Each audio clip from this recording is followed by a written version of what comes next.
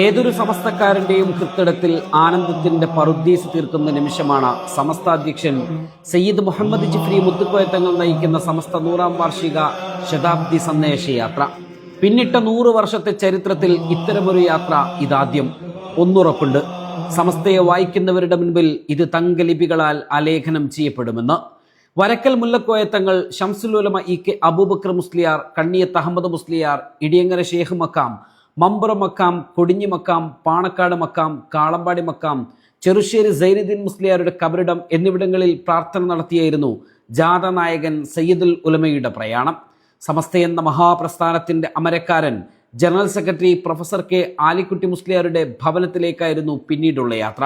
രോഗാവസ്ഥയിലും അവശതകൾ വകവെക്കാതെ തൻ്റെ പ്രിയപ്പെട്ട പ്രസിഡന്റിനെ കാത്തിരിക്കുകയായിരുന്നു ഷേഖുൽ ജാമിയ.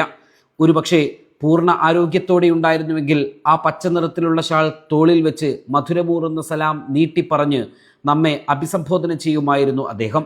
തിരൂർക്കാട്ടെ ആലിക്കുട്ടി മുസ്ലിയാരുടെ വീട്ടുമുറ്റത്ത് ചേർന്ന ചടങ്ങിൽ ആലിക്കുട്ടി ഉസ്താദിൽ നിന്നും പതാക കൈപ്പറ്റി ജാഥാ നായകൻ യാത്രക്ക് തുടക്കമിട്ടു.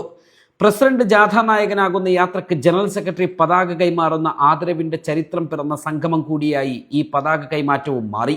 ഇനി യാത്രയുടെ നാളുകളാണ്.